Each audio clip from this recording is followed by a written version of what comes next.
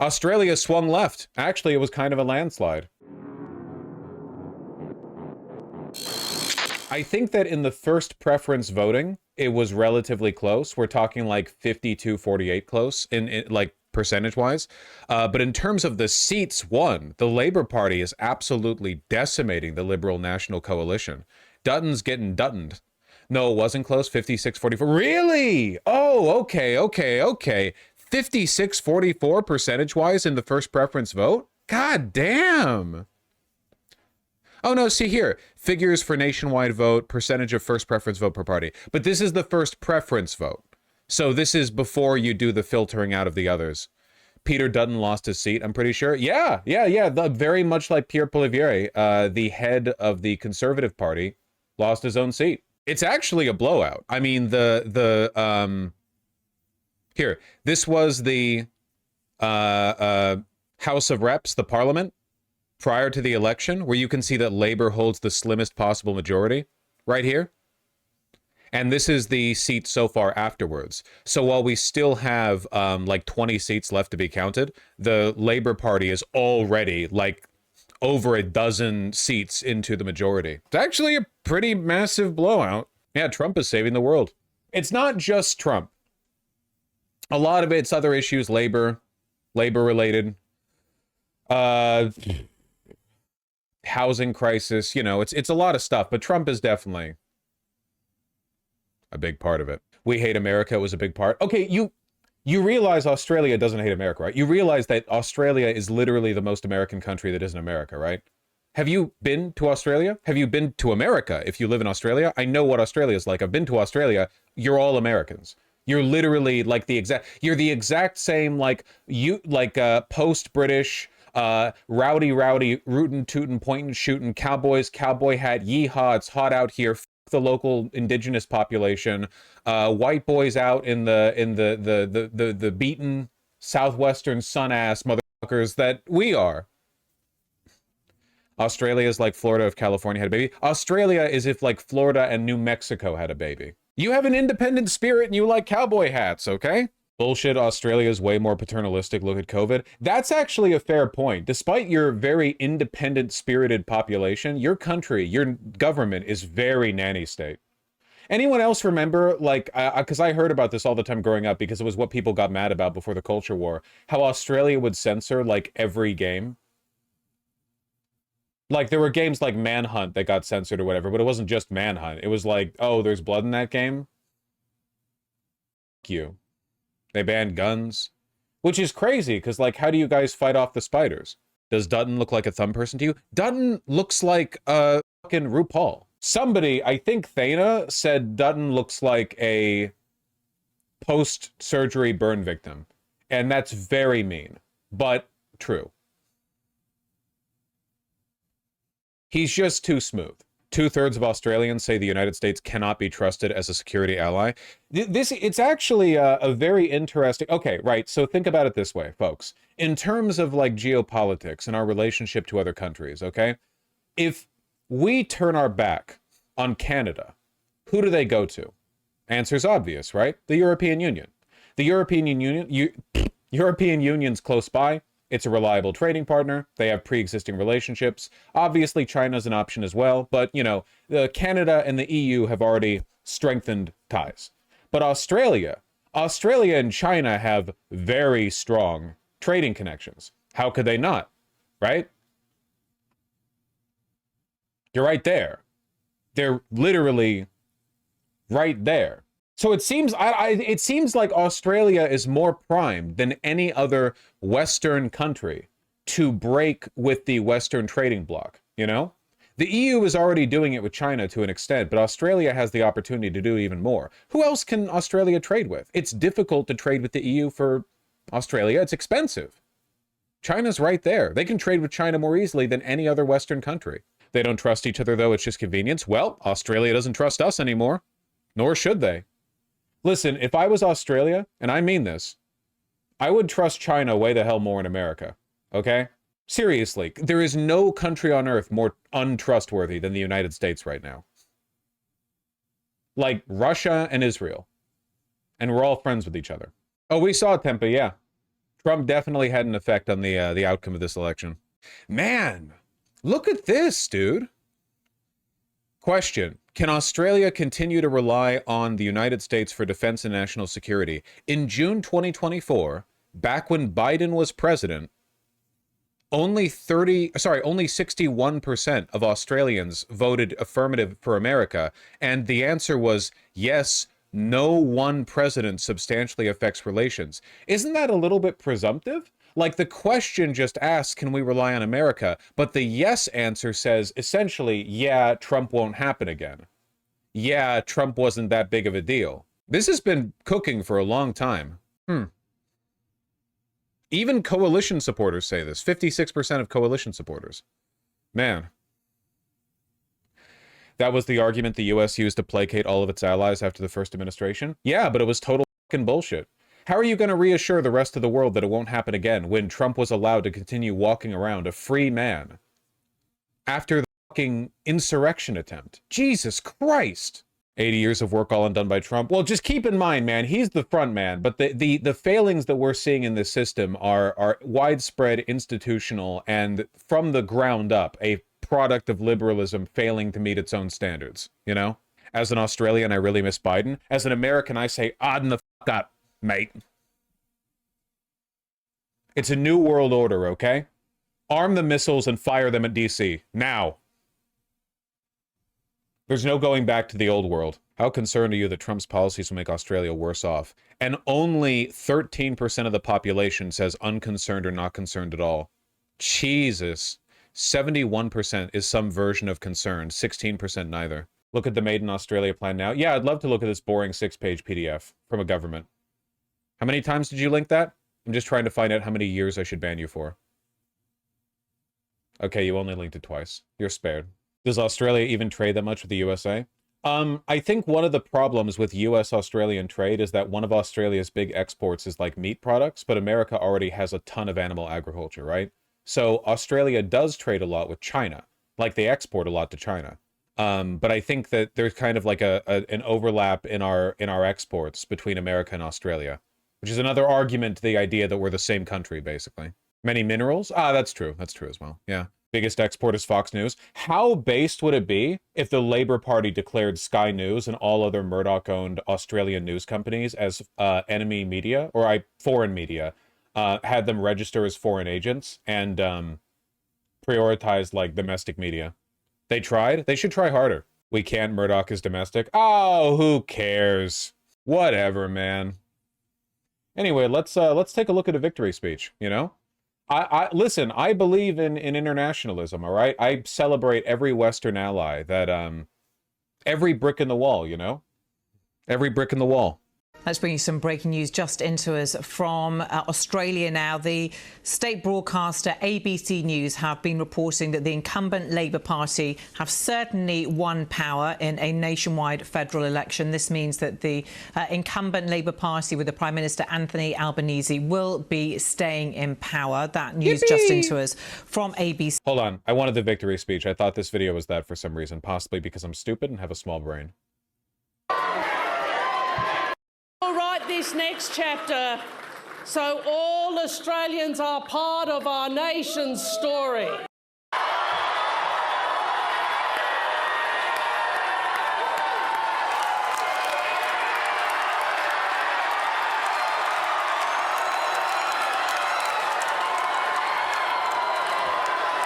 How well did the party that we wanted to win do? I know not everyone comes into the stream at the same time, but the title says Australia shifts left. They did well. The Australian Labor Party's winning in a blowout. We're still finding out how much of a blowout it was, but it was a blowout. It's a major shift, which is crazy considering the fact that 5 months ago the polling indicated it would be a Liberal national majority, or at the very least that it would shift in their direction. I'm not as excited about Albanese as I am for Mark Carney, because Albanese is a politician, Mark Carney's a banker, which it's crazy that I would trust a banker, I guess, but I think he's just kind of like a number autist. You know, Albanese is already, he's the incumbent, so I don't know how much this is going to signal change. Is Labour like UK Labour, or is it good? I think the vibe that I got from looking it up and also from chat, which is the same thing to me, is that the Australian Labour Party is far better than the UK Labour Party and a little bit better than the Dems, but not anywhere near as good as they could be.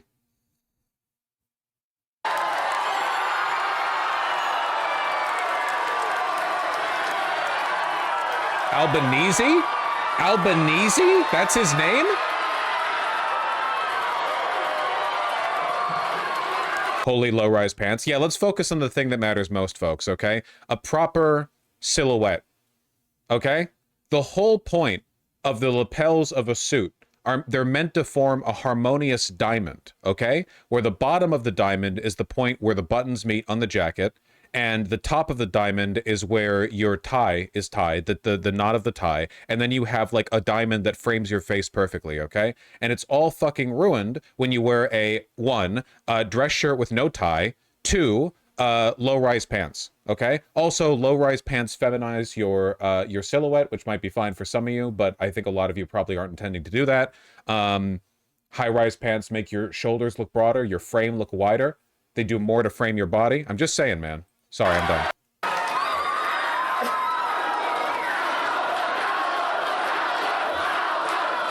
See, like, at least he's wearing a damn suit and tie. Look, do you see how it frames the face?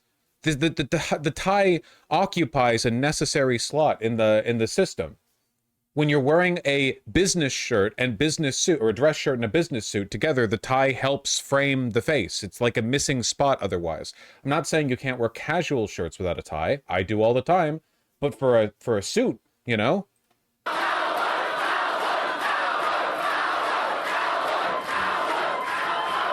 I'm done. And I'm not mad. My fellow Australians. Yep, that's an Australian accent. Serving as your Prime Minister is the greatest honour of my life. And it is with a deep sense of humility and a profound sense of responsibility that the first thing that I do tonight is to say thank you to the people of Australia for the chance to continue to serve the best nation on earth. Well, I think that's cute.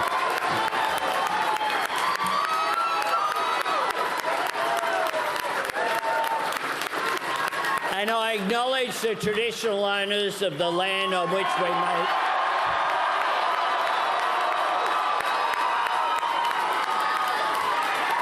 And I pay my respects to elders past, present and emerging today and every day.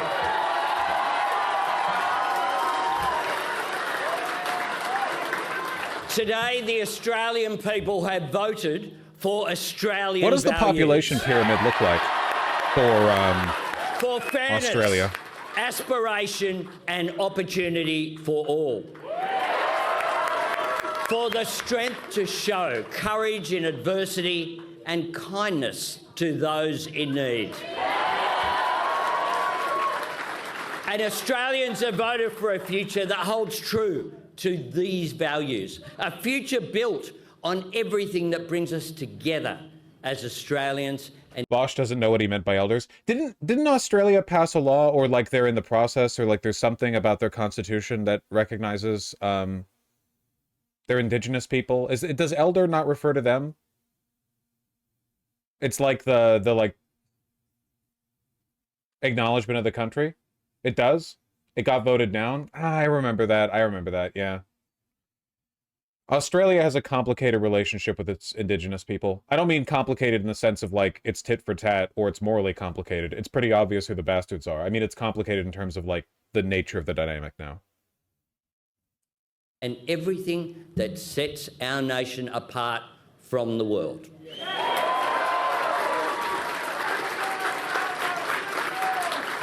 In this time of global uncertainty, Australians have chosen optimism and determination. Australians have chosen to face global challenges the Australian way, looking after each other while building for the future.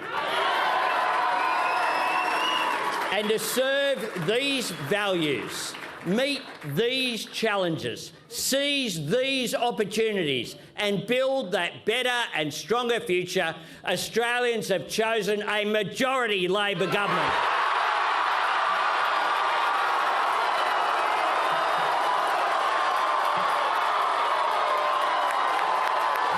I really, really hope they're able to build on this. Unfortunately, it's much like Mark Carney, where you have been given a temporary, and let's be real here, artificial boost in popularity because people are scared of Trump, right? Like, that's a huge factor in this. So we have to keep that in mind moving forward. You can cement it by doing good. Like, you can cement it by doing a good job. You have to do a good job. Have there been any, like, real promising endeavors this guy embarked on in his first 3-year term as prime minister? Has he mostly been like a just don't let things get worse kind of guy? Yes, no. That's confusing. Yes, no, Vosh. That's great. You're very good at communicating in this format. Great renewable stuff. He didn't disappear swimming. That's a plus. You ask multiple questions, lol. I should ban you. I mean, you'd think, if anything, that Australia would be set up to be one of the renewable energy capitals of the world, because the country is like the sunniest in the world, basically, or one of them. And it has huge tracts of unusable sunny land. And it's right next to China, the global center of solar panel development, right? You'd think they could work something out on that. Mining lobby's too powerful. Okay, well, they gotta, like, stop that then. We're committing global suicide because of the fucking coal industry, dude. For fuck's sake, look at the future made in Australia plan. It's exactly that. Hold on one second. I think... Wow, you've been chatting a lot today, new chatter. A lot of ats. A lot of ats in the chat. Talking to a lot of people. Not just me, though. Not just me. I can see you're very fired up about the results of this election. You think you might be fired up enough to give me something, you know, like sort of a descriptive blurb? Like, you could say something, yeah, the Future for Australia plan describes this, rather than, hey, that's why you should have read that 6-page PDF. Aren't you Australians supposed to be socially competent? Isn't that, like, you're one of the most revered group of tourists around the world because you're considered to be nice. You know, you're not really representing your nation very well in that respect. I just watched the Friendly Geordies vid on it. It makes it sound exciting. Okay. Sounds nice.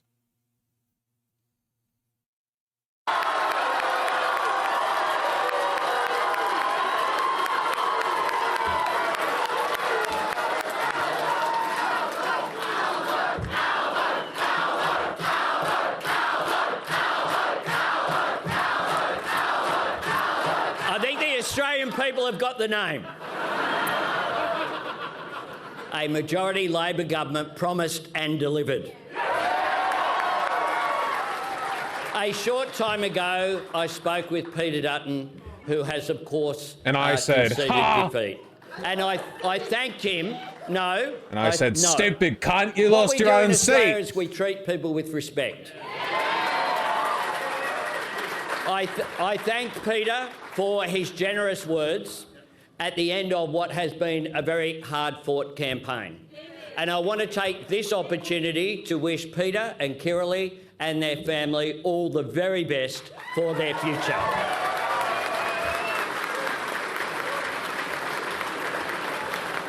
Now, at election time, parties and candidates ask people to make a choice. And inevitably, the campaign and the coverage is about our differences and our disagreements. That is the nature of our democracy, and it is the role of the media who serve it. But now that the Australian people have made their clear choice, let us all reflect. I'm not crazy about him talking about treating people with respect. It is worth keeping in mind that in other liberal democracies, the opposition Conservative Party is not as bad as ours. Like, our Conservative Party took over the global information distribution network via social media and attempted an insurrection and is currently, like, arresting judges, you know, who rule against them, and signing executive orders to break legal, you know, like law companies that worked against them during the, you know, 2020 election challenge or whatever. It's a very different environment, so I can understand a bit more of a deference towards civility. Dutton was the worst element in the Liberal Party, very racist. Yeah, but Dutton's not as bad as the GOP. Like, let's be clear. He would, listen, okay? Being racist is a prerequisite to being a Republican, okay? That gets you in the door. That's not even close to being enough anymore. What we have in common. Because no matter who you voted for, no matter where you live, no matter how you worship or who you love, whether you belong to a culture that has known and cared for this great continent for 65,000 years, or you have chosen our nation as your home and enriched our society with your contribution, we are all Australians. So let all of us work together to build our national unity on the enduring foundations of fairness, equality and respect for one another. My fellow Australians, I know the world has thrown a lot at our country over the past 3 years. I know so many of you have worked hard in the face of significant challenges, and I know there's still much more to do to help people under pressure. That is why it means so much. His ass is saying nothing, and I love it. Does anyone else feel... You never really know how much you miss banal woke platitudes until you stop getting them in the country, right? Like the Democrats in the lead up to the election stopped talking about trans people, stopped talking about culture war issues. Kamala Harris just grits her teeth and says, yep, we're just gonna govern. We're going to do our best to govern and move forward. And then you see, you know, Mark Carney or Albanese, and they're like, you know, we all belong here. We're all Canadians / Australians. Da, da, da. It's like, damn, it was kind of cool when politicians said stuff like that. It was, you know, Hitler capitalism got me missing rainbow capitalism a little bit. I'm not going to lie. Turns out that having cops disingenuously marching with pride was in fact better than you know, DOJ appointed FBI special task force cops, you know, beating up people at pride. I don't know, it really makes you reflect that in these uncertain times the people of Australia have placed their trust in Labor once again, including so many Australians who have voted Labor for the first time.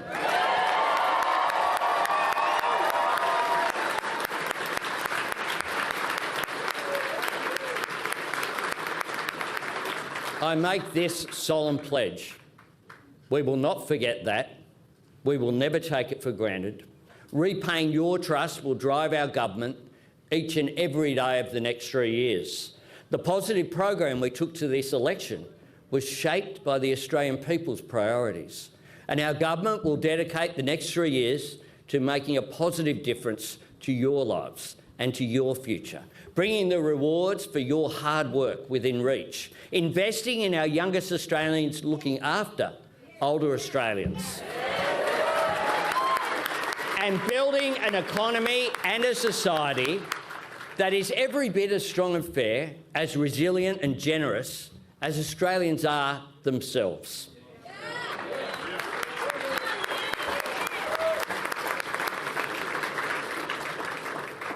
From tomorrow, back at work. Maybe not everyone here, and that's probably for the best. We take up this task with new hope, new confidence and new determination.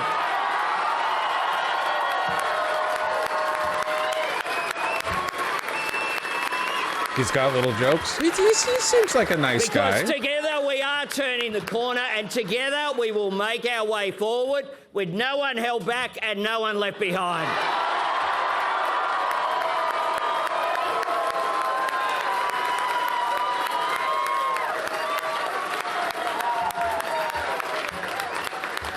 Friends, I was raised to be an optimist. My mum had a hard life and we struggled financially. Someone in chat said that. But she taught me to always be positive and see the best in people. When it comes to Australia's future, all of us have so much reason to be optimistic. Because when we look at everything going on around the world today, when we consider the changes that will shape the future of the global economy, when we think about our people and their smarts and skills. I honestly don't care if it makes me libbed up. I'm just happy seeing the global right wing lose. Well, we'll see how things progress with regard to the global right wing, but I don't think it makes you libbed up. It's more like, and I've always said this, the battle for socialists is against liberalism. Like, the arguments against fascism are liberal ones. The reasons fascism fails aren't because the means of production aren't controlled by the proletariat. The reasons fascism fail is because they're irrationalist and anti-humanity, anti-human rights, anti-social liberalism. Liberalism is the sort of natural counter-thesis to fascism. And then liberalism has its internal contradictions, right? It has its own problems. And those, you know, sort of gestate and eventually break down and form fascism. It's like a it's the cycle, you know? But socialists make their best arguments against liberals. The socialist arguments kind of fall flat against fascists because they're just not the biggest problem, right? Like, a socialist would be like, well, like, what are the socialist arguments against Nazi Germany? Ones that only refer to the socialist mode of critique. Well, the proletariat of Germany are being exploited by the ruthless privatization of industry, by the robber barons. I mean, yeah, that's an issue, but I'm going to be honest with you. The proletariat of Germany are, you know, getting real fired up about those gas chambers. I don't know how sympathetic I feel towards them, right? That's not to say socialists don't fight against fascists. They do. It's that when people are experiencing the social consequences of fascism, they don't usually turn to socialism. They turn to liberalism, right? If socialists offer a better critique or offer a better, like, political response, it's usually because they supplement their socialist critique with a socially liberal one, right? Like, socialists are often socially liberal. Not always, but often. So the criticism socialists make of Nazi Germany is the fact usually that they're, you know, Nazis doing a genocide and a bunch of other things, not so much the whole internal contradictions of capitalism thing. When socialists are critiquing liberals, you have the ability to focus the argument. Does that make sense? I guess what I'm saying is, like, when the world is facing pressure from fascists, a lot of people will hear the socialist critique and go, well, the liberals are critiquing more or less the same things, and their proposed changes to society feel more familiar and less disruptive. So why wouldn't I go with those? Anyway, it's just about getting things back to the proper, you know, dialectic. Truly, there's nowhere else you'd rather be than right here in Australia. But you say libs need to become left, meaning to counter Republicans. Do you mean become social libs?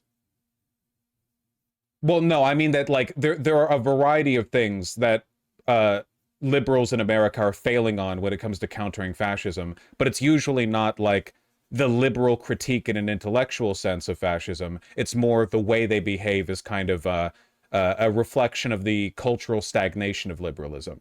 Or in other words, liberalism progresses to a point where it devolves into fascism, which is what we're seeing right now. That's the socialist critique against liberalism. However, unfortunately, it's too late. It already decayed into fascism. That already happened, you know? Like, those were salient critiques, like 8 years ago, when Hillary, or not 8, sorry, 9 now, when Hillary Clinton lost to Donald Trump. But now that Trump's won a second time, it seems like we're not in the critique liberals for falling to fascism bit. We're more in the, like, well, holy shit, we're in the fascism bit. Does that make sense?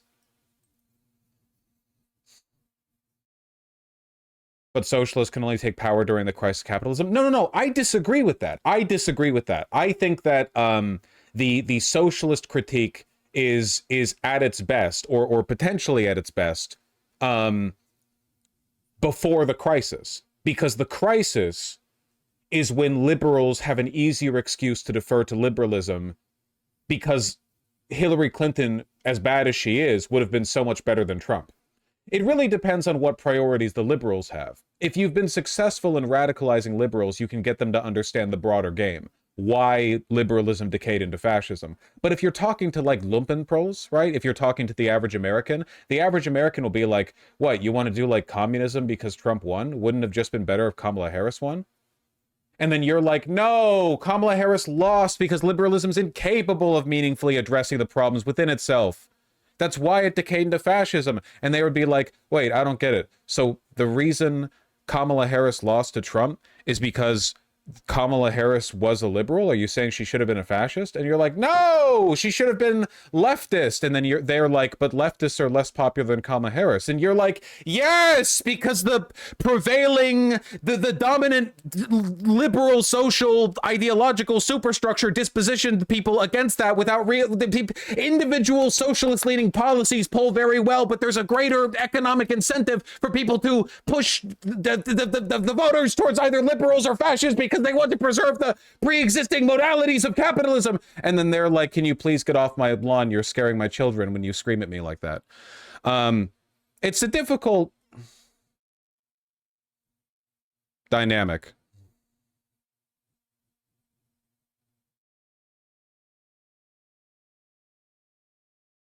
So what you're saying is American liberals are failing to meet the ideals of liberalism? Well, all liberals will eventually fail to meet the ideas of liberalism because part of being a liberal is being a capitalist, unfortunately.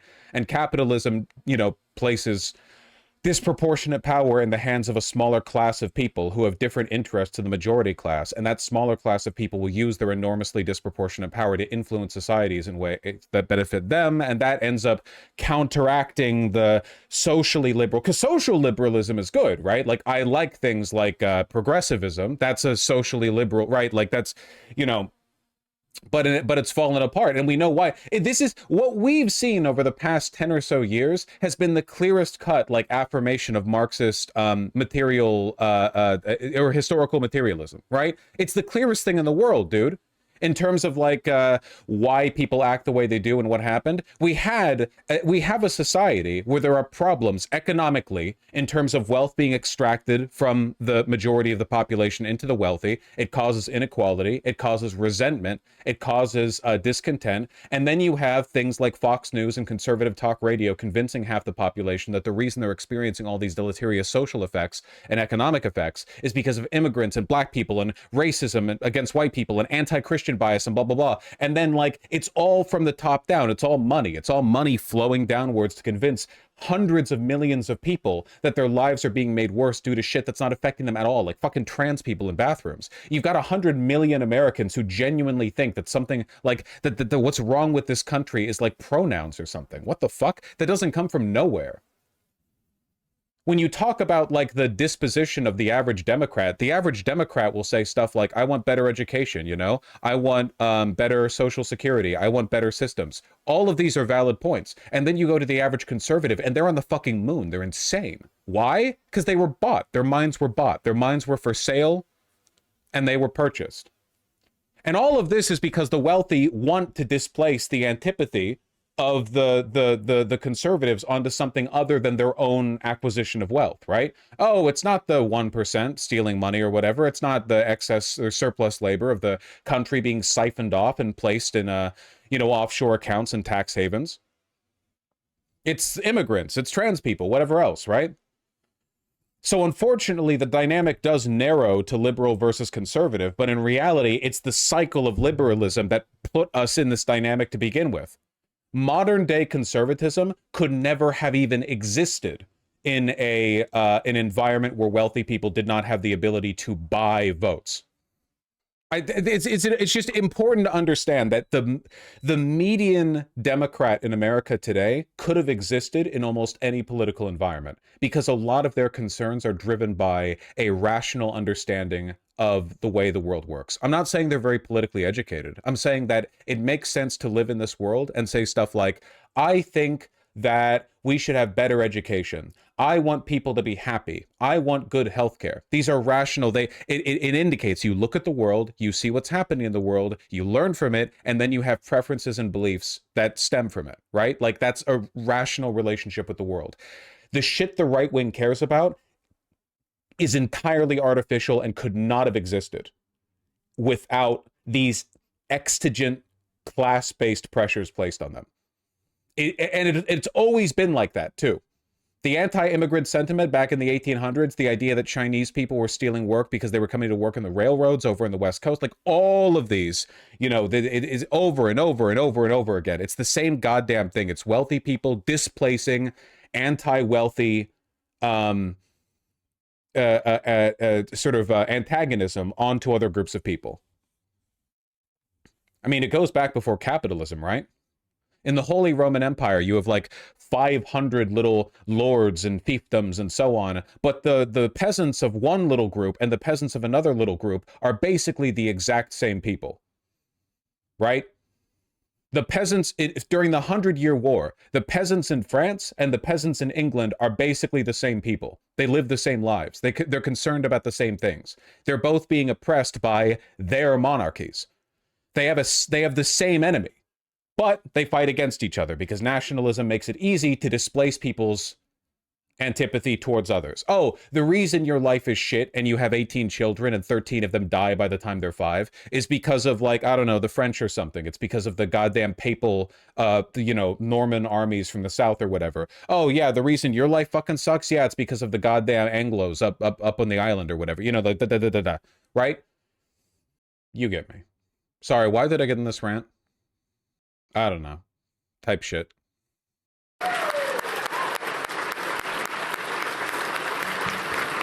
This is a time of profound opportunity for our nation.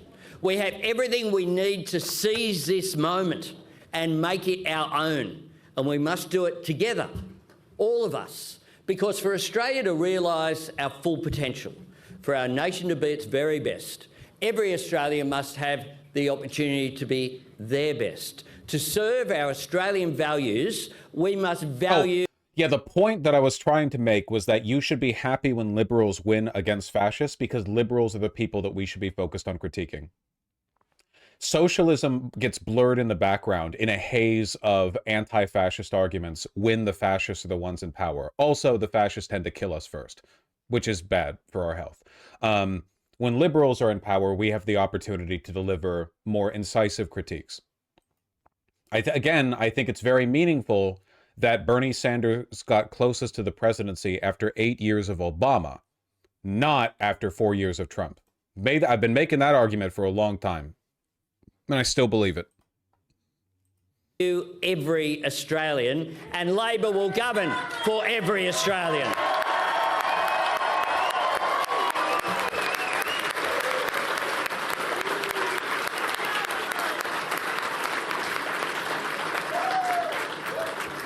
Every Australian who wants a fair go at work. Fair wages.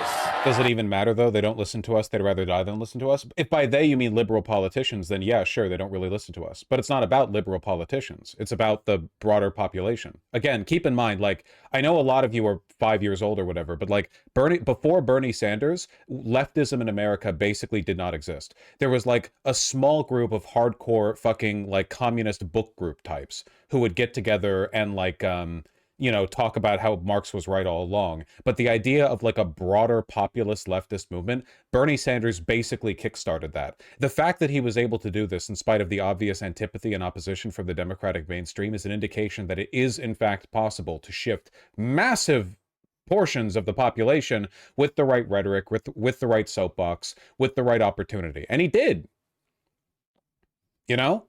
So even if the Democratic politicians don't listen, it's not really about, like convincing them, I guess, or they can be pushed leftward to an extent. Bernie Sanders did shift the Overton window left within the Democratic primaries in 2016, 2020. Every other candidate wanted to sound like him because they saw how popular he was. But no, that is the environment where we are most effective. Now, in this environment, in this political environment, we have a unique dynamic here because our liberals, the Democratic Party, is uniquely bad. Most liberal parties in most of the world are not this bad. The Democrats aren't just liberals. They're not even just neoliberals. They are uniquely dickless neoliberals. Like they are astonishingly ineffective at doing what they do. So the circumstances are a bit different here. The dynamic is a little bit different in the sense that we might be able to push and be the louder voice just because the liberals are that bad at being a voice at all. Maybe that's to our benefit. Maybe it's not. I don't really know, man. History's complicated. But generally speaking, I guess I'll put it this way, okay? The French anti-Nazi resistance during World War II was composed of both leftists and liberals, but from a historical lens, we view them the same. Why? Because anti-fascism was the overriding characteristic, you know? I'm not saying that's necessarily a bad thing. It's good to form a united front. But tell me, after Vichy France was defeated, did they become socialist or liberal? Exactly.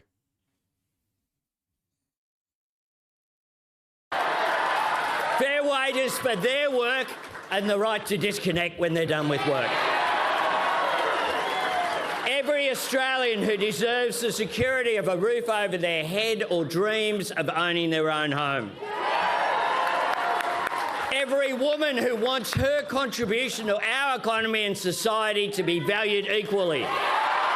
Yippee!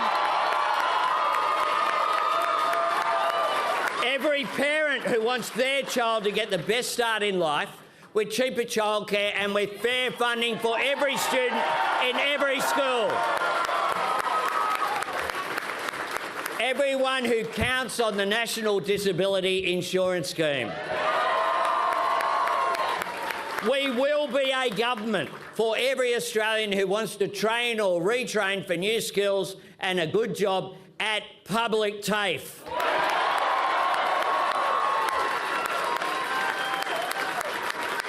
Every Australian who works hard for the life-changing opportunity of higher education and wants 20% cut from their student debt.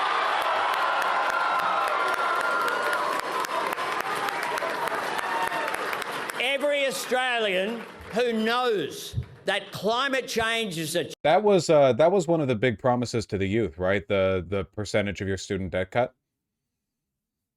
It's a pretty big one. I wonder if the student debt cancellation in America would have been more successful if it had been framed as a percentage cut.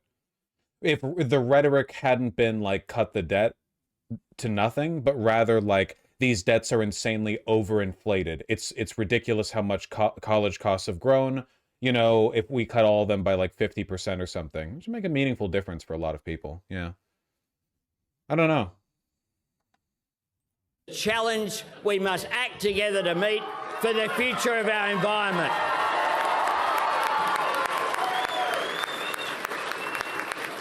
And knows the fact that renewable energy is an opportunity we must work together to seize for the future of our economy.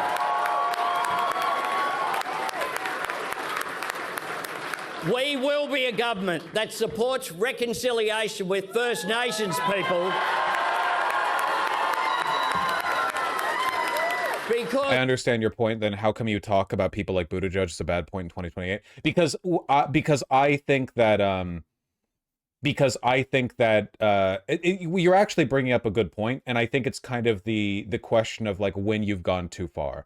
And when I say I want to have a liberal to critique, what I mean is that I want to face the sort of the contradictions of the system and be offered the opportunity to challenge them directly rather than having to fight stupid, obvious battles like the right wing saying like, well, should we fluorinate our water? Should vaccines be legal? Like these are retard topics for retard people, right? Like this, it's like subhumanly stupid. It's ridiculous that a person of, that not mine, but of average intelligence should have to denigrate themselves by like pretending these are serious issues. The problem with Buttigieg is that I think all of these topics of conversation would still be the front line if he was in charge, because he couldn't even bring the national discourse past fascism. Like he wouldn't be able to address the underlying problems well enough to even advance the dynamic beyond where we're at currently. Like at this point, we're already in the pit, right? Like we're not on the precipice of going into the pit. If Buttigieg was one of the candidates back in like 2020 or 2024, well, he wasn't. You know what I mean? Fuck you. If he was like in 2024, if he was like running like Biden didn't run again and Kamala Harris didn't run or whatever, and Buttigieg was in the primary and Buttigieg was the front runner, I would advocate voting for Buttigieg if he was the guy who won the primary, right? even if I don't like him. But we're already in the pit.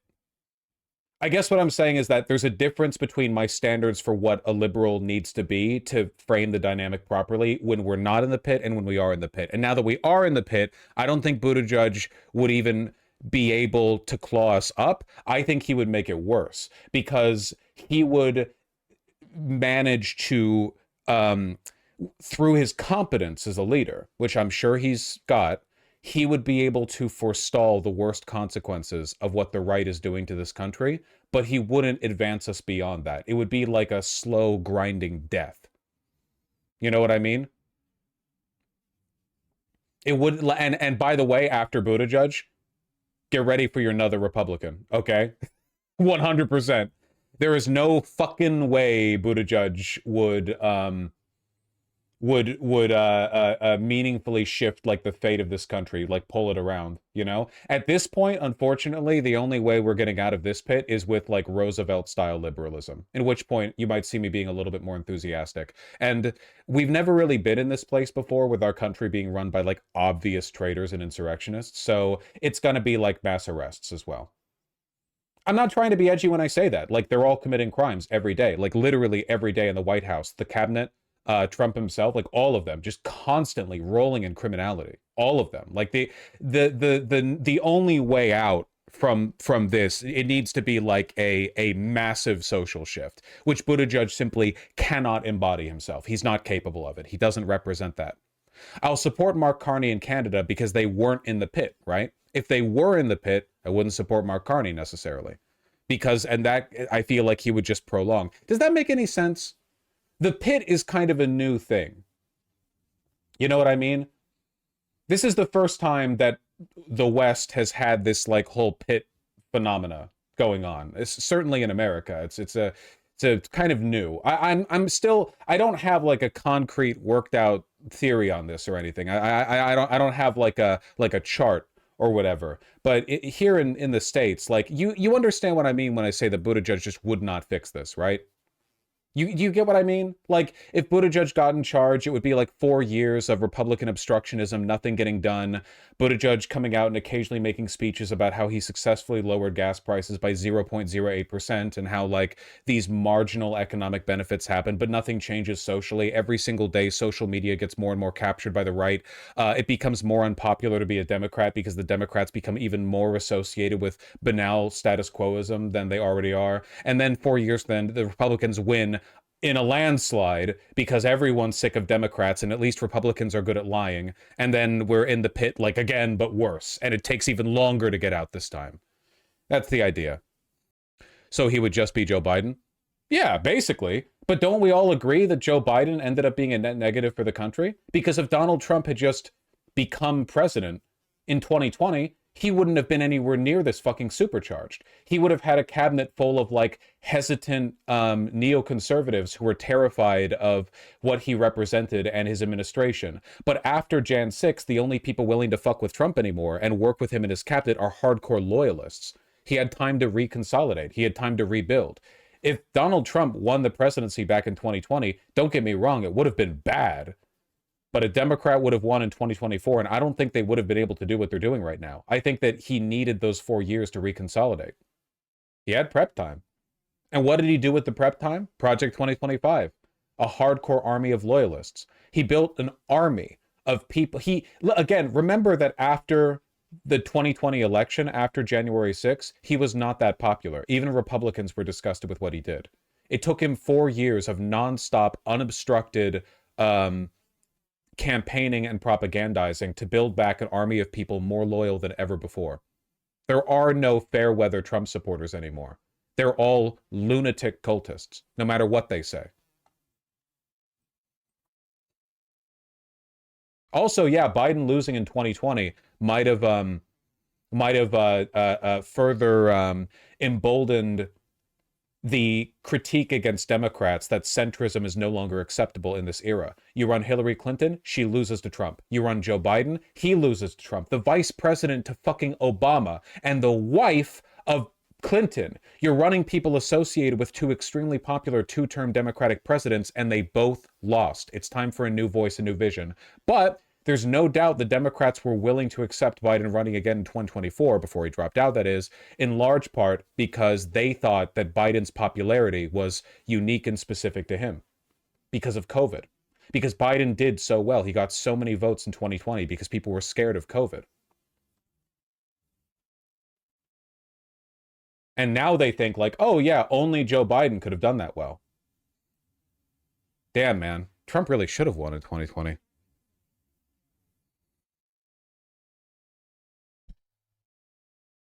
I don't know.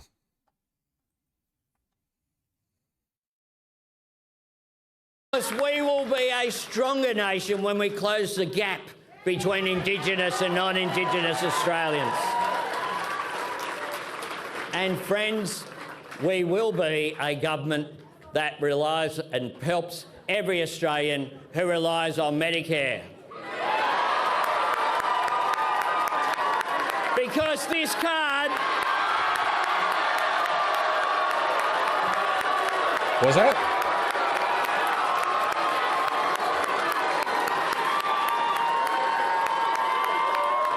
Medicare card? This card is not Labor red or Liberal blue, it is green and gold.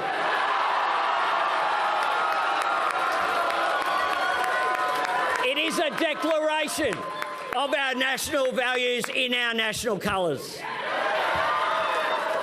Medicare belongs to all Australians, and together we will make it stronger for all Australians.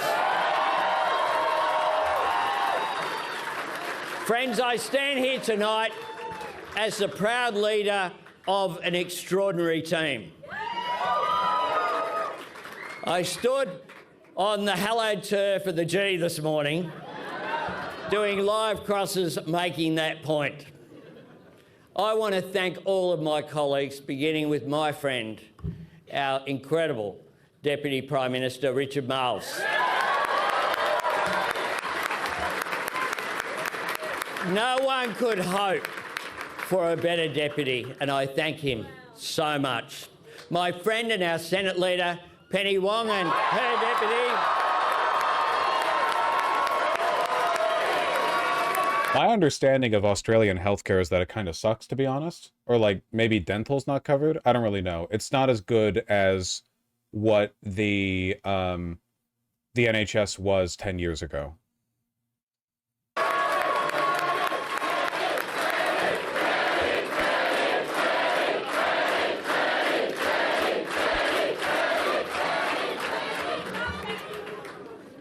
Her deputy, Don Farrell.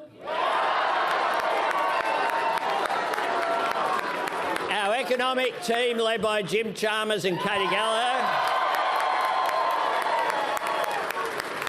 Our campaign spokesperson, Jason Clare. And we've got a bit of a shared party tonight, and Berkey's here, the member for Watson.